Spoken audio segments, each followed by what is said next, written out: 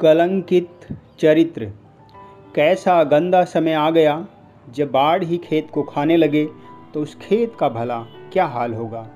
जब पिता ही पुत्र को कुसंस्कार देने लगेगा तो उस पुत्र का चरित्र निर्माण कैसे होगा। जब गुरुजन ही छात्रों के भविष्य से आंख मूंद लेंगे तो उस देश का विनाश नज़दीक ही जानो।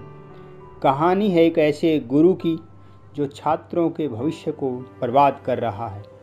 एक गांव जहां की आबादी केवल 5% ही पढ़ी लिखी है। ताहिर हुसैन उसी गांव का अध्यापक पिछले 10 साल से गांव के ही राजकीय प्राइमरी स्कूल में कार्यरत है। 2 ही अध्यापक हैं, 5 कक्षाएं हैं, 3 अतिथि अध्यापक लगे हैं, 240 बच्चे पढ़ते हैं, लेकिन हर रोज़ आधे बच्चे ही स्कूल आते हैं। ताहिर हुसैन मुख्य अध्यापक है, उसकी मर्जी के बगैर स्कूल में पत्ता भी नहीं हिलता। दुर्भाग्य इस गांव के लोगों का कि ताहिर हुसैन के नीचे से निकला हुआ एक छात्र भी 10वीं तक नहीं पहुंचा। उसके खुद के दोनों बच्चे भी 8वीं फेल हैं।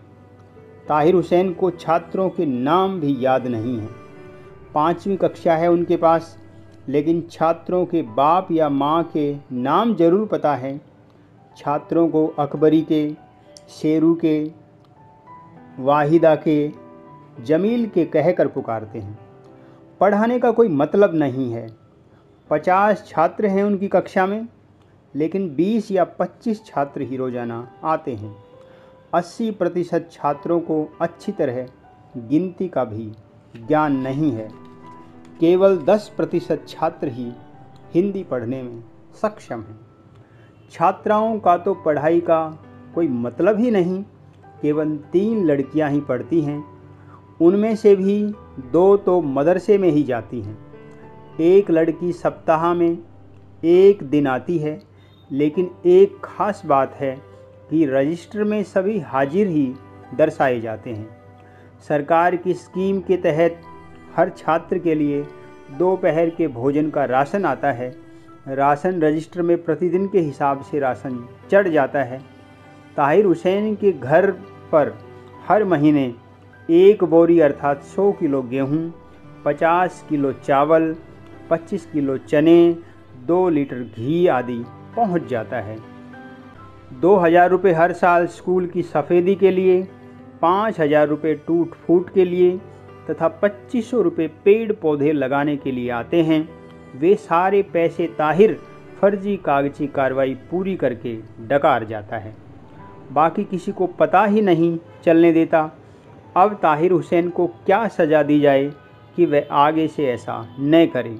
और तो और 3 बच्चे होने के बाद भी 2 बच्चों पर ऑपरेशन दिखाकर परिवार नियोजन के तहत एक इंक्रीमेंट एक्स्ट्रा भी ले रहा है। गांव वाले भी खूब शिकायत करते रहते हैं उसकी, लेकिन सरकारी अफसरों पर जूं भी नहीं रेंगती। काफ़ी चक्कर लगाने के बाद आ भी जाते हैं तो कागजी कार्रवाई पूरी करके चले जाते हैं और खाना पूर्ति करके चले जाते हैं। ऐसे अध्यापक हमारे देश का कितना बड़ा नुकसान कर रहे हैं और पूरे अध्यापक समाज को कलंकित कर रहे हैं। हमारे भारत रूपी शरीर पर कुछ ऐसे ही नासूर बने हुए हैं जो पूरे शरीर के रक्त को दूषित कर रहे हैं। आइए ऐसे लोगों का सामाजिक बहिष्कार करें और उनको इतने महत्वपूर्ण कार्य से निलंबित कराएं जो सारी व्यवस्था को ही प्रभावित कर रहे हैं। ऐसे लोग सारे समाज को अंगूठा दिखाकर अपना प्रभुत्व जमाना चाहते हैं। ये हमारे सबसे बड़े दुश्मन हैं। इनको एक बार चेतावनी देकर देख लिया जाए। सुधार आता है तो ठीक, वरना जो सलूक दुश्मन के साथ किया जाए वही बर्ताव इनके साथ भी होना चाहिए। दोस्तों, आज की कहानी आपको कैसी लगी कमेंट बॉक्स में लिखकर मुझे ज़रूर बताएं।